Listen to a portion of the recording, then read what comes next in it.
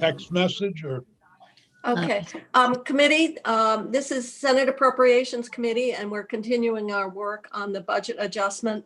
I would just point out, and you've gotten emails letting you know that we have our public hearing, 2 public hearings scheduled for Monday, February 8th, one in the afternoon, one in the evening.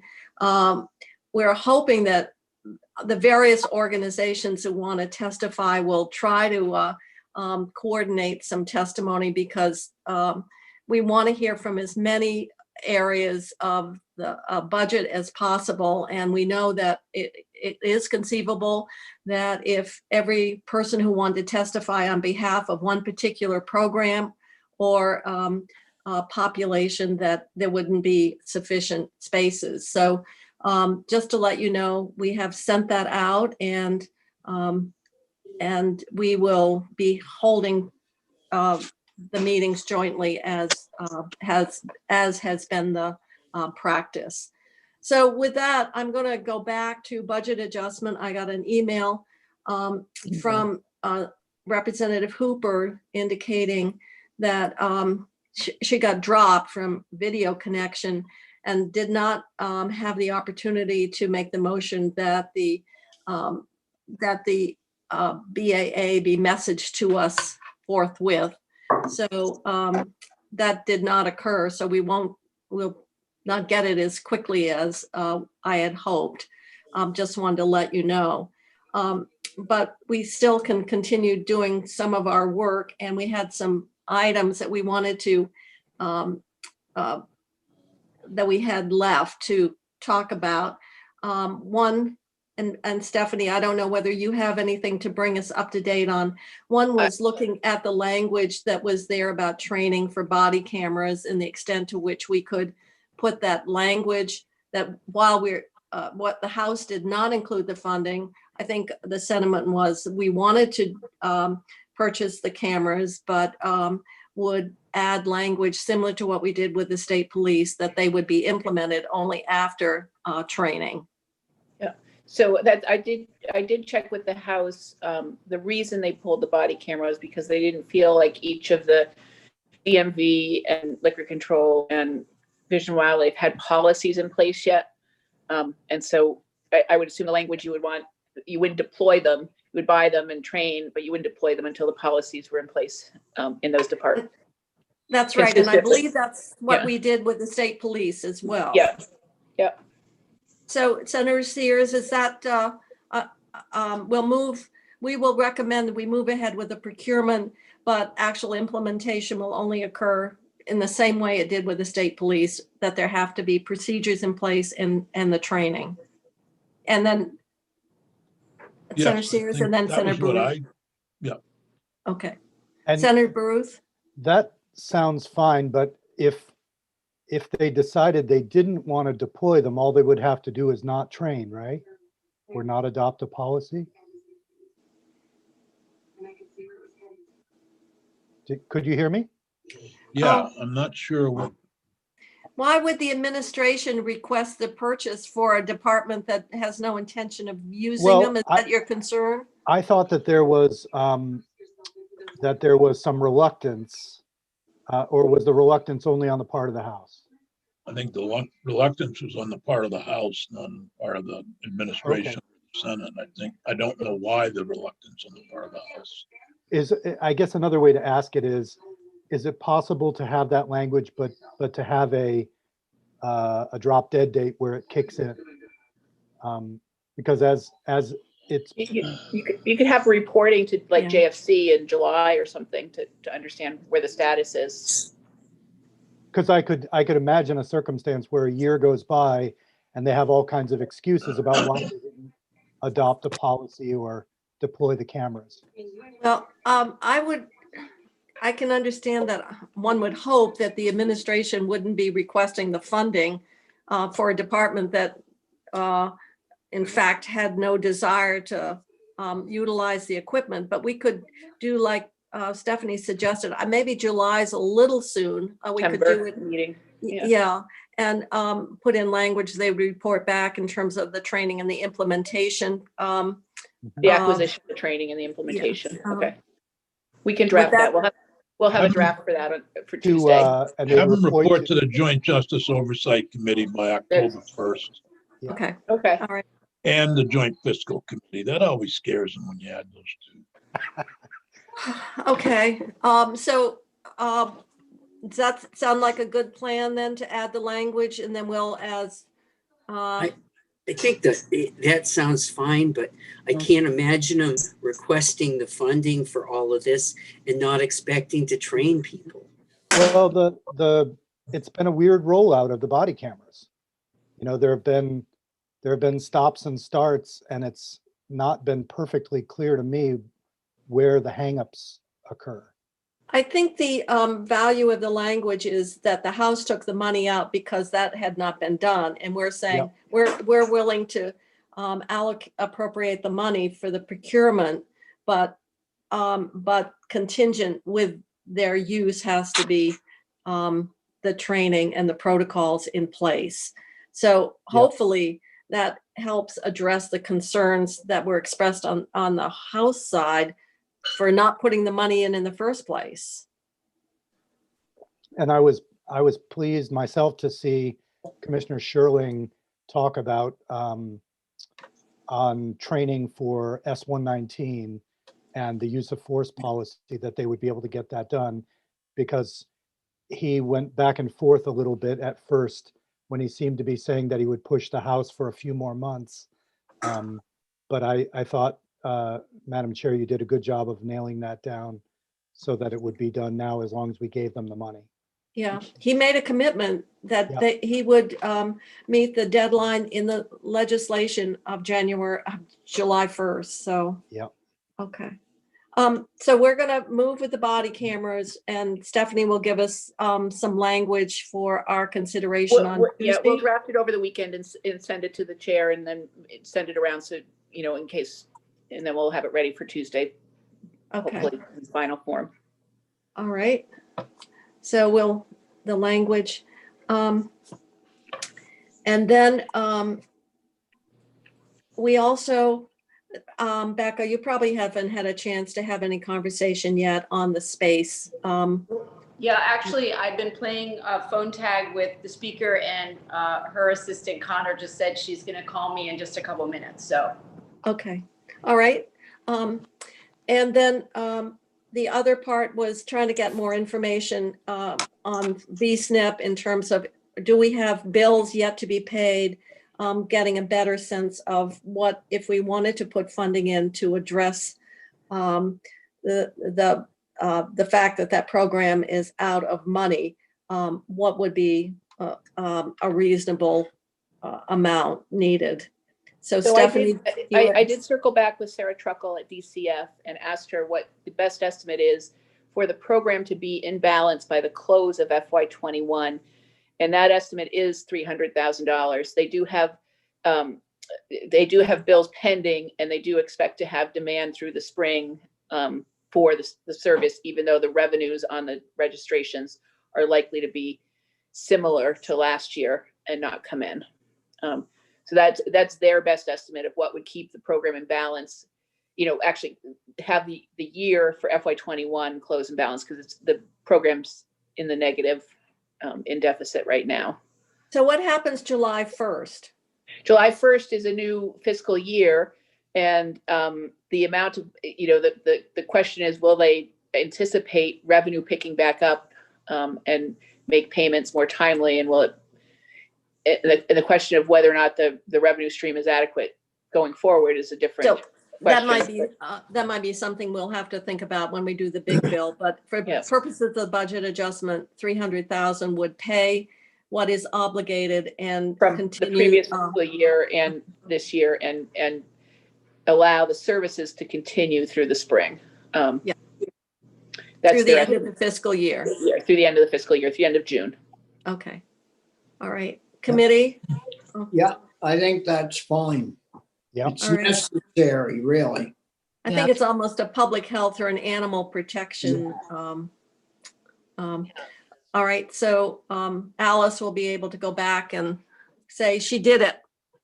I did talk to Sue Saskew last night, and she said she has not, what you're speaking of would be great.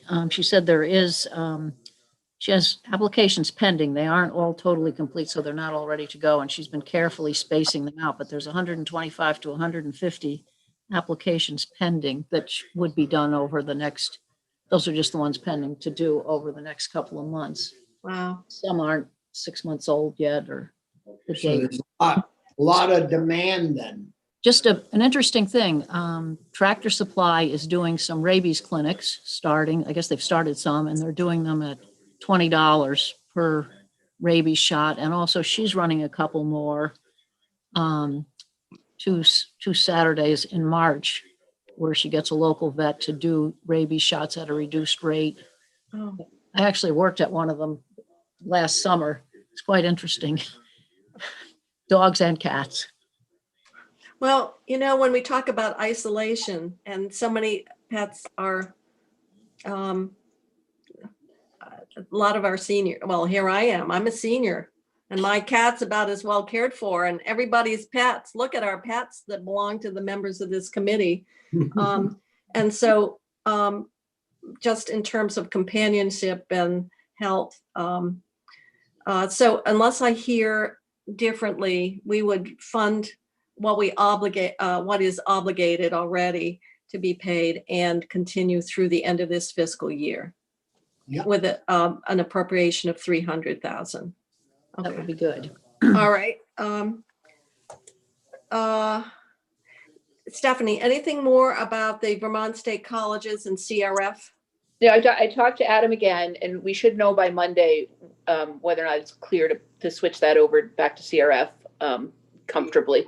So we'll have that. It's a pretty straightforward, just switch the name of the fund in the bill, but we'll get caught up with an accounting on CRF on Monday, and that should be in what's pending to be potentially reverted, even if we appropriate it before the reversions are complete. Okay. All right. So we'll wait and we'll know Monday on that. Yep. And E911. I am meeting with Clay Purvis, hopefully on Monday afternoon, to talk through. Dan Dickerson in our office is also working on the Universal Service Fund for Senate Finance. So he's working on getting an estimate of the fund for FY21. And I want to understand how much of the balance in that fund is connectivity versus available balance. And that'll tell us whether or not we need language or if we need additional appropriation of funding. So that one's pending also. That's a Monday as well. Yes. Okay. And then, of course, we have the Beckett, the BGS folk and DCF on at 1:30, and it's not quite. You did have questions outstanding on section 45, the imminent peril $3 million pot, and I'd sent an email to Chrissy earlier in the day, and she could send that out to the members. Jen followed up with the definition and why it was linked, because there's some feedback. Yeah, somebody got background information. Somebody that's not muted.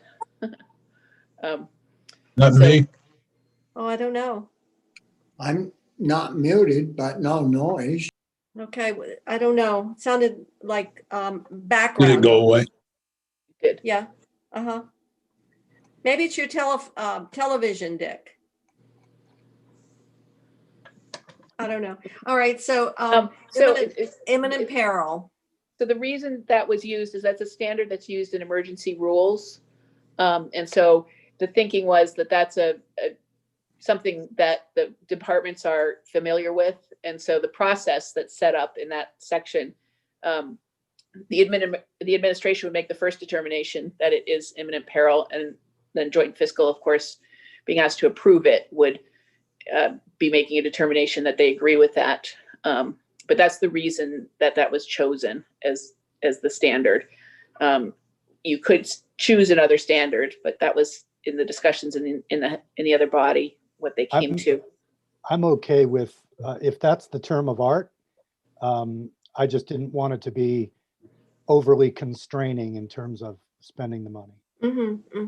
That it was a very high bar that would almost preclude being able to use the money. Okay. And then the other two questions in that section, on the date, the April 30th date, it was a choice just to have a hard end date for that pot of money before the end of the session. Steve thinks, if this committee wants to push it a little further out, it wasn't a particular, I was thinking May Magic. 15th might be a little better to. Yeah. And, and that's an easy edit. okay. And the last piece was, how is this pot different than the 75 million? And in two ways, it's the requirement for joint fiscal to respond is a tighter time frame. It's 5 days. It makes it clear, it wasn't clear in the acceptance of the 75 million, what happens if joint fiscal does not act. It makes it clear if joint fiscal does not act, then the request is not accepted. Doesn't go forward. Okay. Have we gotten any feedback from the administration on that language? It hasn't come up in any of my conversations with Adam. I haven't asked him specifically about that language. I mean, it has come up in the context of, will there even be $3 million there to put into that pot? Because we do want to add to the extent available. Yeah, I do want to. The language, the language around how it gets used has not come up as a conversation. Okay. I don't, it just, imminent peril seems, and I guess I can understand why you want to use something that exists. On the other hand, is the standard we use for not, emergency rulemaking as analogous to this as needs to be. But that's why I'm wondering if they have any, either that or we let it go and evaluate the reasonableness of any of the funding requests. I don't know, anybody been on rules? I know emergency rulemaking is emergency rulemaking to me, and rulemaking is actually, those regulations have the force of law. And what we're doing here is dispersing money. And so that's why I don't, it strikes me that there may be a significant difference in the, or the extent to which that's the appropriate language or standard to apply for approving the dispersing of money. Committee, I don't know if other people have thoughts on that, or who's been on rules committee in their lifetime? No. We could ask Jen to sort of take a different, to redraft it over the weekend we'll think about a different standard. All right. I don't know. Other people may not have the same kind of, well, actually, Philip, you did because you raised it. But when I understand why they use that term, and I just see that regulatory authority as a different animal, and the implications of it are different than saying, yeah, we agree that there's a situation that needs to be addressed that's time sensitive and has an emergency about it, and to move the money out. So if you could talk to Jen a little bit, maybe we're obsessing over something that is unnecessary because there may not be enough money to obsess over.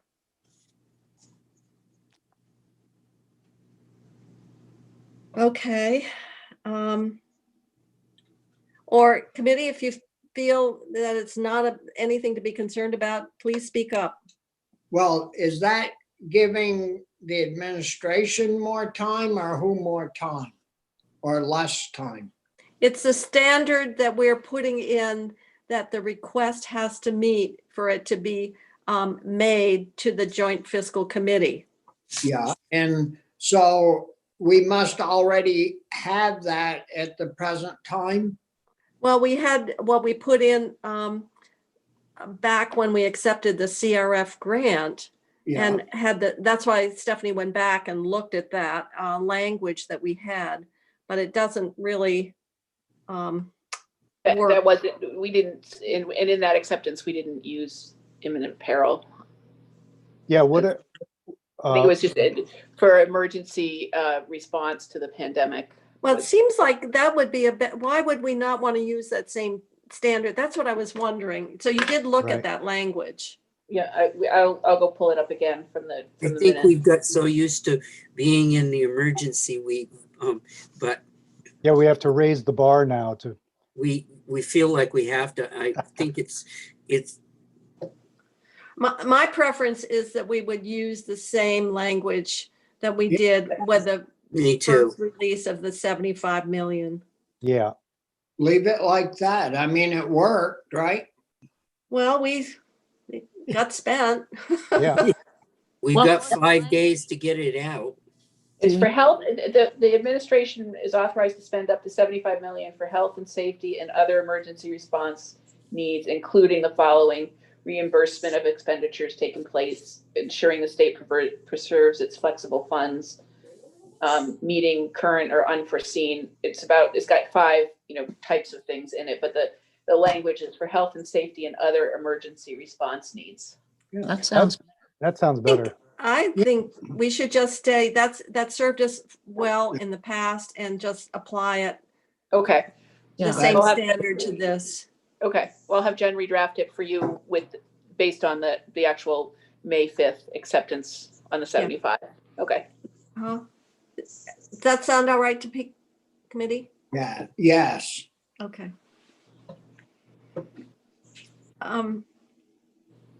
Alice, you look pained. You're muted. sorry. I wanted the TV turned off, please. Oh. All right, we're almost, do we have the DCF and the BGS folks in the waiting room? No, not yet. Oh, Is it considered fair for a senator to eat a Hostess cupcake without giving other senators one? how do you know it was a hostess? Because I could tell those a mile away. Yeah, he smelled it. Well, No, my- I don't want any. I want Jane's fruitcake. I Oh, lost my noon hour with the Northeast Kingdom Collaborative. When did you eat, Jane? transportation got done a little early. No, I know that we got off the floor early, so I ran in and I had some soup I warmed up and fed Gil, and then I went to the collaborative and then we came immediately here. Yeah, I mean, there was no in between. No, That is good though, Bill. it's better than a Dinky Twinkie, I suppose. They last forever, I understand. Yeah. Well, they call these Twinkies. Anything else while we're waiting for our witnesses to come on? Stephanie, did any amendments get added in the House? I haven't paid attention to the House today, but I understand that there were the 2 amendments on one is the technical correction to the language we're going to talk about with BGS and DCF, which was about the warranty bond and making it cover the entire investment of the state in that facility. I believe that one is gone. I don't know what happened with the economic development amendment. I'll find out from Maria. I'm sorry, I should have found that out before we started. Okay. All right. As I said yesterday, I've been in conversation with Senator Sorokin about that, and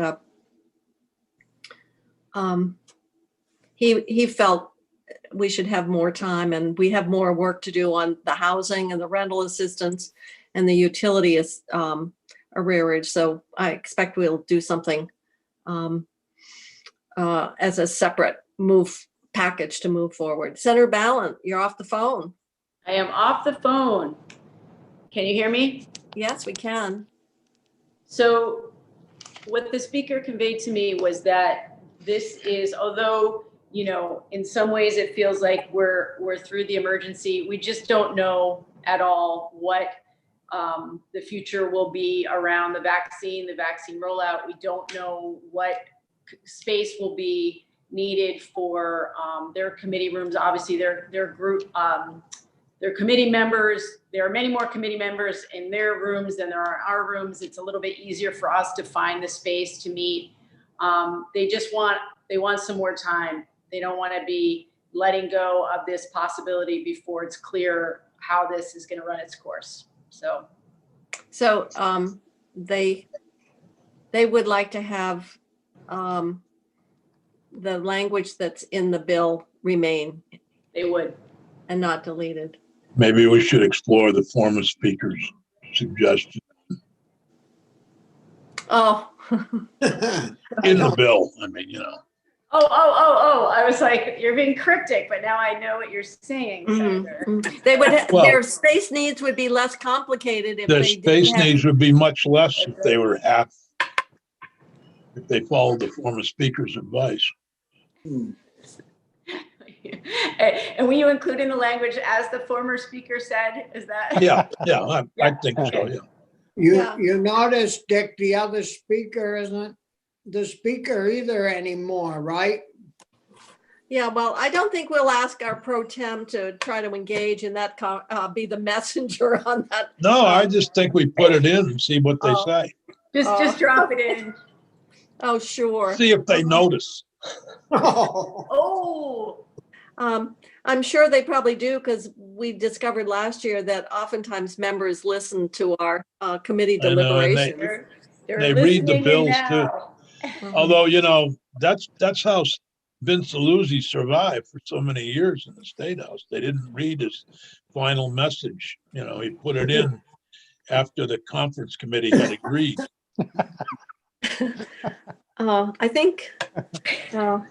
I think they've put in some procedures to make that more difficult. Yeah. I see we have Commissioner Brown, and do we have, We have Commissioner Fitch as well, okay, and Jennifer and Sarah also from DCF have joined us.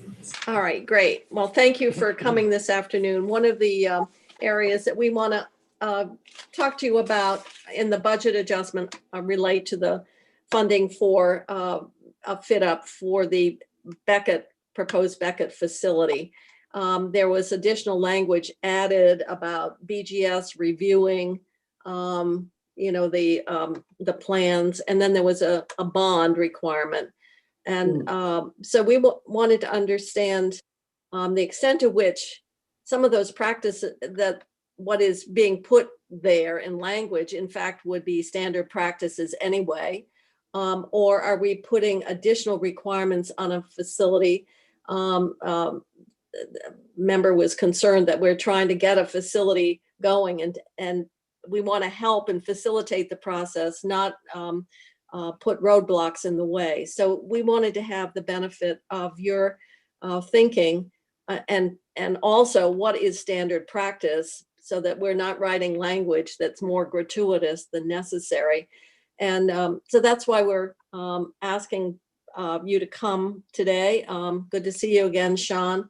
I don't know who wants to take the lead on the language. I know that the DCF and BGS has been working very closely together on this.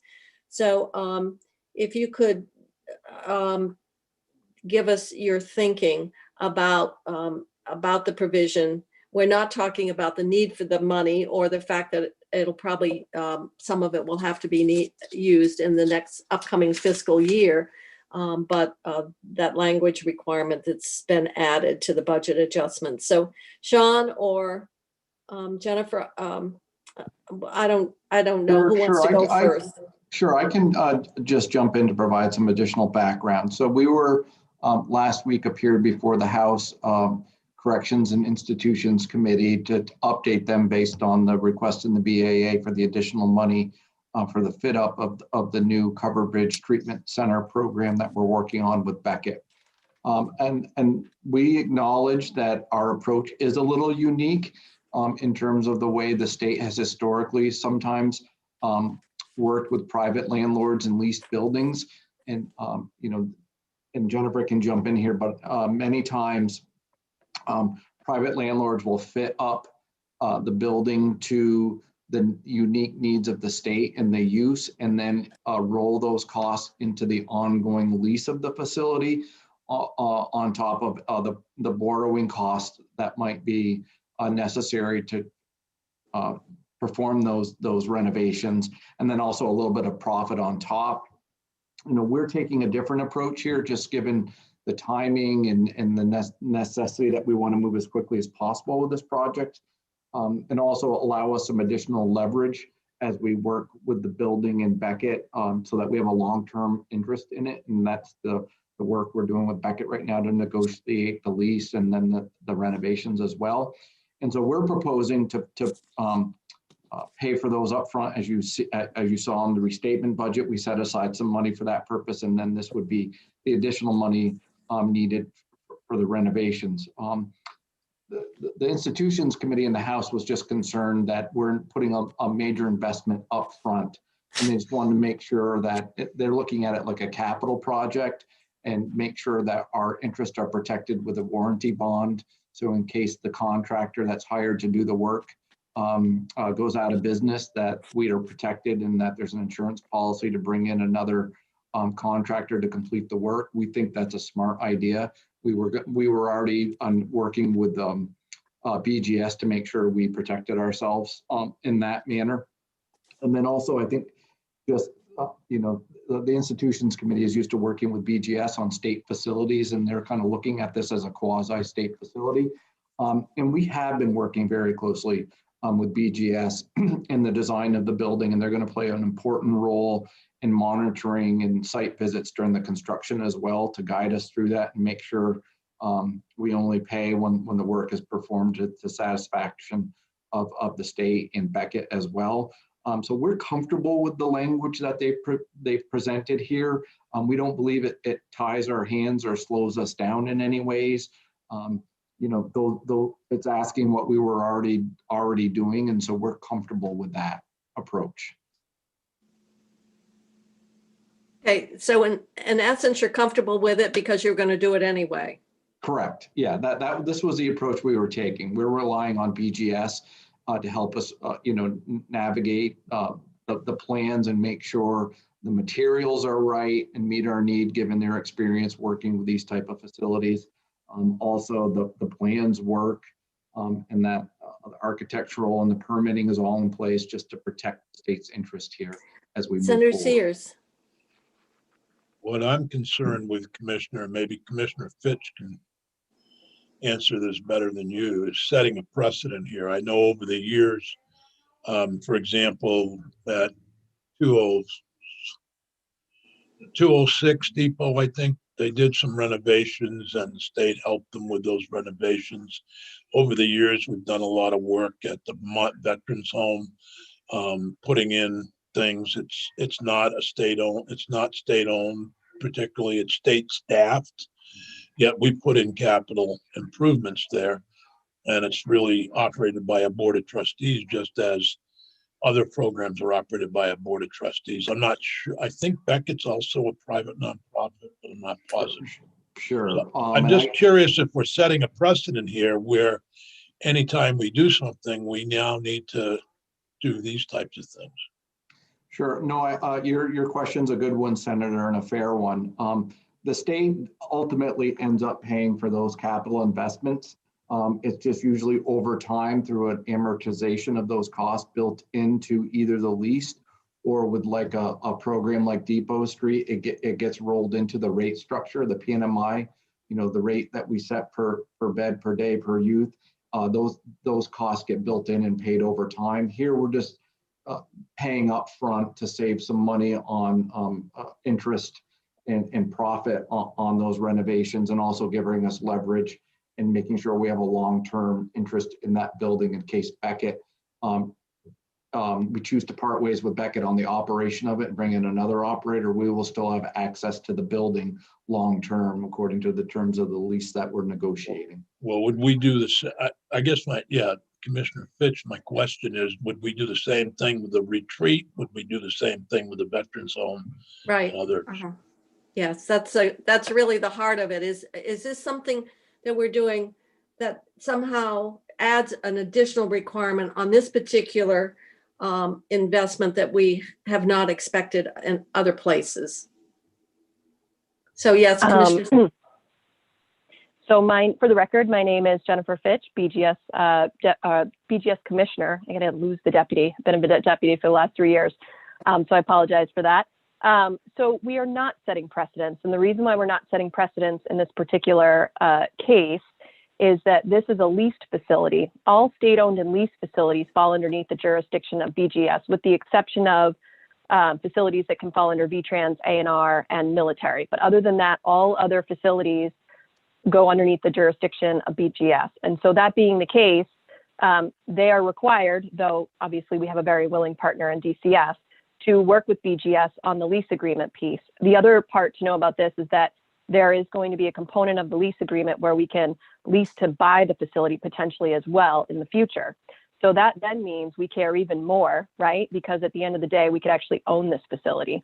So I would say that we're not setting precedents in this particular location, again, or this facility, because it does and will fall underneath the jurisdiction of BGS. And again, we could own it in the future. So we want to make sure that we are wisely investing our dollars, right? And that the state is getting what we're paying for. And that's really what BGS's role will be. And so just to clarify what we're going to do, we have 2 groups that will be working on this. Our design and construction division is already working with DCF and the architect and Beckett to review all of the design plans. And we will continue to do that. And we've been providing our technical expertise and advice on that. And then during construction, Sabrina Karish, which is one of our rockstar project managers, is going to be going out to the site either once every other week or once a month. She will be reviewing all of the construction activities on site, as well as reviewing all of the invoices for payment. And then she'll be recommending to DCF whether or not to pay off on those invoices. And again, her job is to rectify the work done with what we're being charged. And that's really her role. In addition to that, any change orders that come in, we are going to help DCF review those, and we'll be advising them as to whether or not to accept or reject those change orders. That's very common with everything we do in BGS. And finally, on the property management side, Mark O'Grady, who is now the Deputy Commissioner, but has been the Director of Planning and Property Management, has been working right alongside DCF in all of the conversations with Beckett over the lease agreement. And again, that's standard operating. That's what we do every single day. So this is not unusual at all. And in terms of the warranty bond, again, that is very common on all of the projects that we oversee at BGS. And so this is all very standard common practice. Okay. So I guess this is just belts and suspenders, or people want to have put into the budget adjustment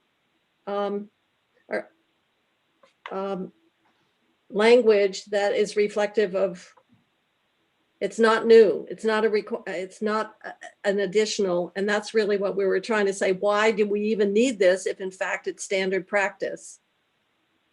But I guess it adds comfort. It's kind of interesting because this is a juvenile facility. It's under the jurisdiction of DCF. It's not being funded through the capital bill. Has this been, I'm just wondering where the House Human Services is on this proposal, or looking at it. I don't know. It just seems like the jurisdiction is somewhat outside what is normally handled through the capital bill process. But I guess it's because it's BGS. No, but it's not. The funding's DCF.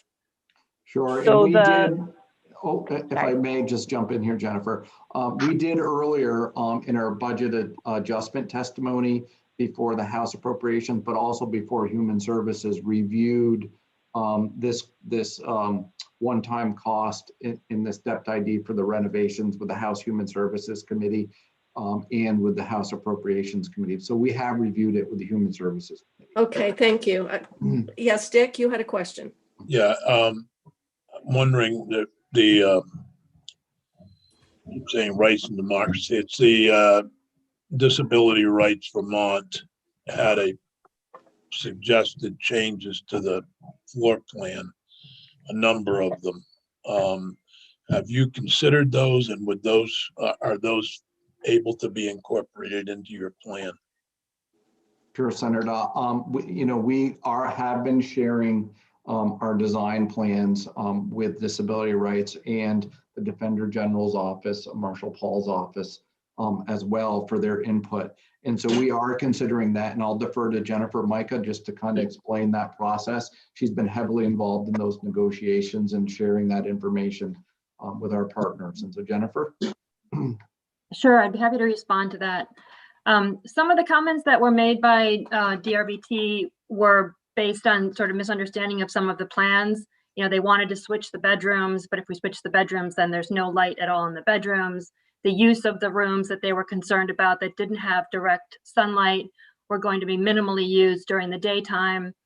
So things like that we just need to clarify with them. And some of the things that they're talking about, we are in fact trying to address, such as the size of the exercise room. I think the plans that they were responding to were drafted at the letter that they wrote was drafted January 13th. And so those were older plans.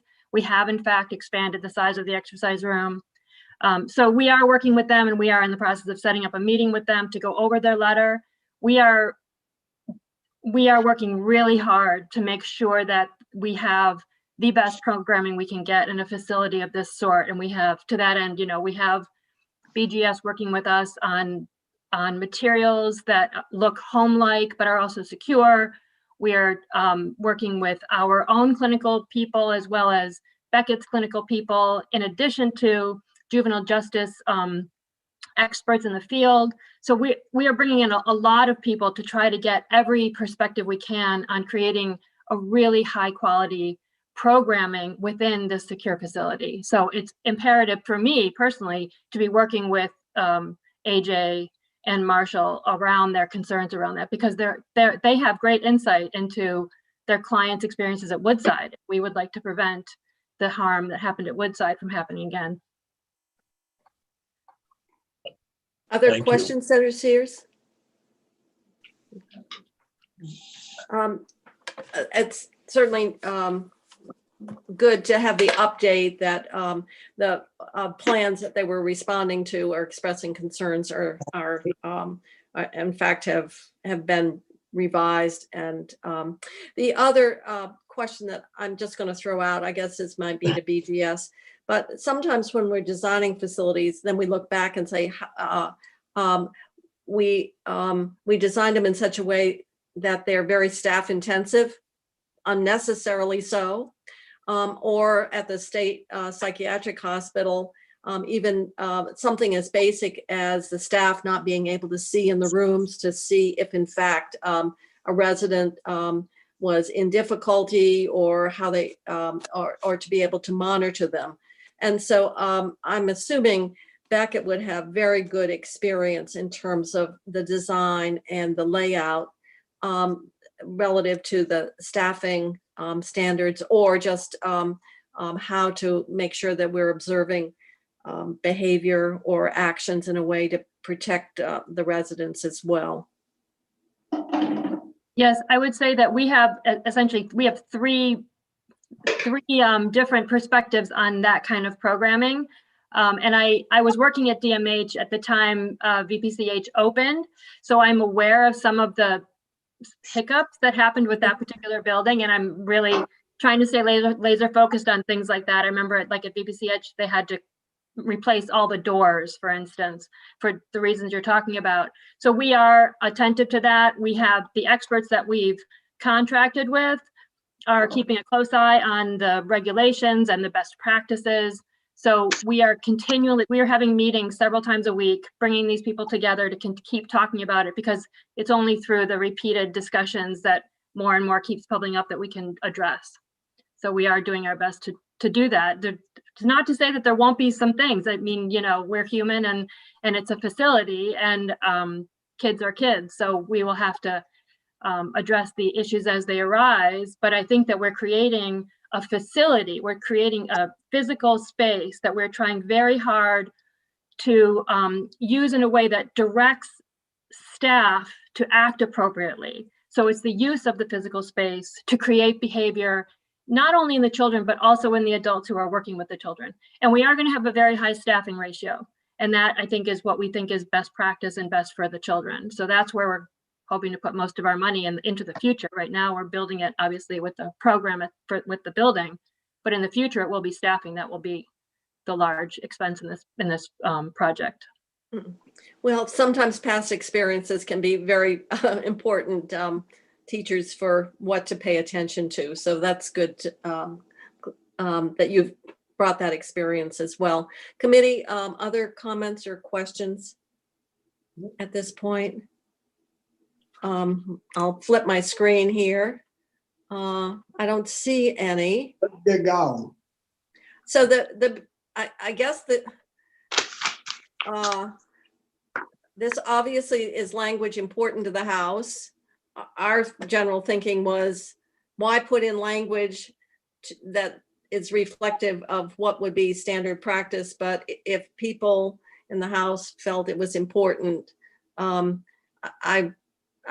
my inclination is to let it go and not have it as an area that we've got to reconcile on the budget adjustment, but just need your feedback. I'd rather argue over body cameras, as much as I think this is belts and suspenders. But, Well, you may want to take this out then. no, I don't think it's. You have to pick your battles. I don't think this one. The administration's okay with it. We're okay. I'm fine with it. I just have an aversion to gratuitous language, and I'm always stripping, I do too. And so I tend to say, get it out. I'll trust Bobby's judgment here. He's got more experience with the House. He served there for 45 years before he came to the Senate. So. Well, if you've got two things that the House wants on our side, that means we don't want. You could give off this BGS one and that make them accept the body cameras if you're worried about them not liking the body cameras. Well, no, I'm just. I know you're already out there calculating, Senator Starr, but I think what we're saying is this isn't a sword we're going to fall on. No. Okay. Any other questions of Sean? Have there been any community meetings scheduled yet? I believe those will be coming up soon. I know Jay Walter from Beckett has been working closely with Alma, and they wanted the design plans final before doing that. So we had the final design to be very transparent to get the community's feedback. So once those are finalized, they'll be moving forward with that community forum. So when is your estimate of when the design plans will be finalized? Maybe that's a question for Jennifer or the two Jennifers. We expect to have a design that Beckett can bring to the community by the end of next week, if not sooner. We're in the last stages of tweaking some of the sizes of rooms and that sort of thing. So it's really relatively small things compared to where we started from. So you're going to be through this process before the BAA is finalized. If we're lucky. All right, I'm not going to make any comment. Well, and I'm not saying that we would move forward. Obviously, we need the BAA. I mean, no, it just tends to suggest that the language here is not only unnecessary, but it's not even timely. That's what I'm responding to, not to anything you've said. I just want to be clear on that. Okay. Well, I'm still not going to fall on a couple of sentences, although it does raise questions, Senator Sears, in terms of ongoing, because this is not a state-owned facility and it's under lease. How does that normally, is that something our institutions committee would be monitoring or involved in? Do you have a sense of that? I think they should at least be aware of this. Yeah. I just don't think it's worth fighting over. But on the other hand, Jennifer Fitch has assured us this doesn't set a precedent for other projects, so I'm less concerned about it. I agree with you. This is unnecessary, and so much of what the House does is unnecessary. Is unnecessary, yeah. All right. Well, I guess we've made our point, but sometimes it's like Community High School of Vermont. You swallow and let it go. Any other questions for the commissioners or staff? Thank you. I appreciate the update. It's really nice to know that there's continuing conversations with the folks who are advocates for this, for the youth that would be served. And it's a lot better to have the opportunity to get the feedback and so forth, rather than, so it can be incorporated rather than being in a reactive kind of position. So good to hear that. So thank you very much. Thank you for your time. Senator. Everyone have a great weekend. Yes, you too. Well, I don't know, there's not weekends anymore, Sean. That is true. Yeah. That's true. It's just all work week. Yes. So, thank you. Thank you. Thank you very So much. Committee, we don't have any more testimony. I think we've kind of decided we will just let the language go, even knowing that some of it is not timely and not necessary. They'll have that technical correction in it when it comes over to us. Okay. And did you find out what the floor amendment, Stephanie? That was the only one that passed. The economic development one did not pass. Okay. All right. And that's good, because that's consistent with what our chair of economic development, that grants and policy, they needed more time than moving it out in this circumstance. So I think then we're just down to the two areas that Stephanie is going to try to wrap up on Monday. And then we're going to have this finished. And what we will start doing after this is taking testimony on the big bill. And so we may even be able to schedule some of that, because I don't think, well, first of all, we cannot vote out a bill before we get it, although we're quite efficient. So I think next week we'll start scheduling the testimony on the big bill for 22. Anything else people want followed up on, or we haven't thought of? Will we get a copy of the big bill, or something to work from rather than having to print it? Oh, you mean like to have a sent out like we did before? I think Chrissy said she would do that. The binder, but just the bill. There's not a bill yet, because it's a House, it becomes a bill when the House introduces it. What we have right now is the governor's suggested language, which you you did send out packets of that. We have that. We did get that. And when the House is done with the bill, you will definitely have an annotated and a regular copy of the bill to work from for your own markup. Okay, so you think we were to receive a copy of the governor's bill already? Is that right? Yes, Chrissy sent that out. The budget book and his speech. Yeah, when, Chrissy? But also language, that he sent us a draft of his language. He's been updating it for a couple of days, but so we can. Do you know when it went out, Chrissy? I believe that came from Teresa, so let me double check on that. A paper copy, not a. Paper, I can get anybody electronic copies, whatever you need. Did she send an electronic or paper? Just electronic. Okay.